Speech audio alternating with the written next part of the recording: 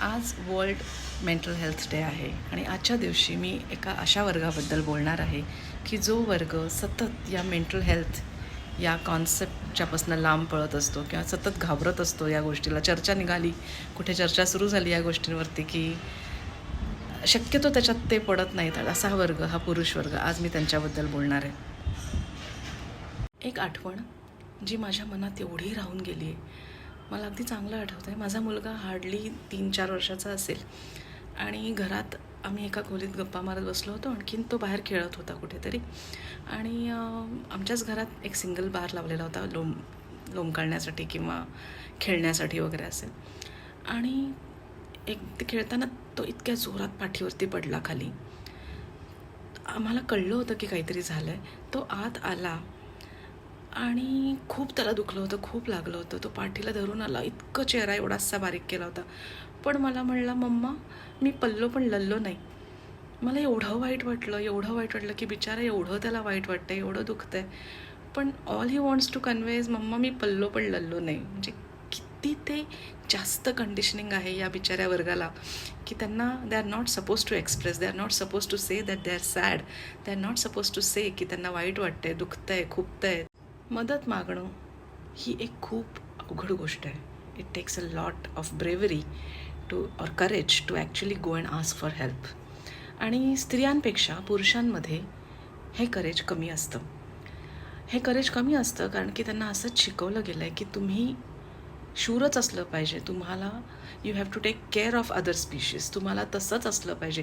तुम्ही रडून चालणार नाही, तुम्हाला वाईट वाटून चालणार नाही, तुम्हाला जे काही फिलिंग येतं आहे, अगदी मग ते इन्सिक्युअर फिलिंग असेल किंवा जेलस फिलिंग असेल, ते तुम्हाला अलाउडच नाही आहे तुम्हाला ते फील होणं.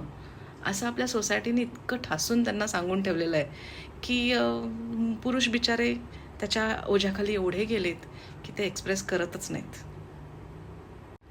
आणि मला असं वाटतं की म्हणूनच या प्रेशरमुळेच जेव्हा मेंटल हेल्थ किंवा काही एक्सप्रेस करणं, काही सांगणं या गोष्टींचा संबंध येतो, तेव्हा ही पुरुष लोक खूप त्या गोष्टींपासून लांब पडतात. बिकॉज दे फील की इथे एकतर आपल्याला कोणी ऐकणार नाही, दुसरी गोष्ट आपण असं म्हणलो तर आपल्याला कितीतरी जज केलं जाईल, आणि तिसरी गोष्ट अशी आहे की मग आपल्याकडं पॉवर राहील कधी.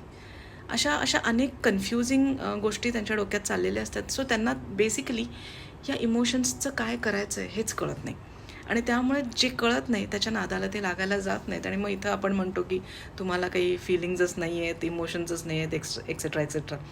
पण मुळात त्यांना ते घाबरतात. मग त्याच्यापेक्षा त्यांना फिमिलियर केऑस जो असतो तो कम्फर्टेबल वाटतो. मग ते भांडण होऊ देत एक वेळ, पण हे मी माझं काही सांगत बसत नाही, असं त्यांचं होतं. ऑनेस्टली जेलसी, फिअर किंवा अजून सर्व ज्या काही भावना आहेत, इनसिक्युरिटीची भावना, या सगळ्या भावना जशा आपल्यावरती ॲप्लिकेबल आहेत, आपल्याला ॲप्लिकेबल आहेत, तशाच तेवढ्याच त्यांना, त्या वर्गालाही ॲप्लिकेबल आहेत. And it's high time that we all accept it आणि ॲक्नॉलेज इट. तर सोसायटील कंडिशनिंग खूप पॉवरफुल असतं, पण we really have to fight against it. आणि या video through I want to tell all the males over there की सगळ्या या वर्गाला माझं असं म्हणणं आहे की प्लीज बोलायला शिका. There is nothing wrong in that. जर का सर्वे बघितला तर आपल्या या सोसायटीमध्ये केवळ मेंटल हेल्थमुळे स्युसाईड झालेल्या लोकांमध्ये पुरुष वर्ग हा खूप जास्त प्रमाणावरती आहे स्त्रियांपेक्षा. And this is enough reason to understand how important it is to express. सर्व पुरुष वर्गासाठी तुम्ही स्ट्रॉंग आहात, तुम्ही केपेबल आहात, तुम्ही पॉवरफुल आहात, तुम्ही कर्तृत्ववान आहात.